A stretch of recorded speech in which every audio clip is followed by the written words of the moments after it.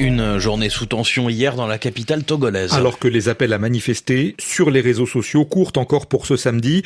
Mobilisation contre le régime de Faure Gnassingbé au pouvoir depuis 20 ans, à l'appel de nombreux jeunes sur les réseaux sociaux.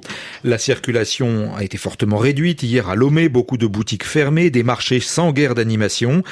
Quelques manifestations tout de même dans les quartiers de Bay et d'Adakpamé. Plusieurs organisations de défense des droits humains dénoncent des dizaines d'interpellations, des blessés, la présence aussi de miliciens dans les rues.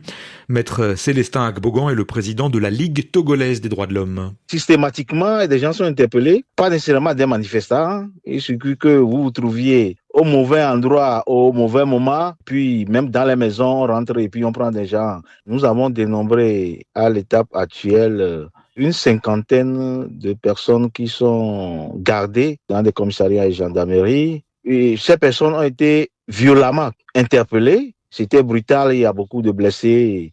Heureusement, dans les lieux de garde à vue, il n'y a pas eu de mauvais traitement, contrairement à la fois dernière.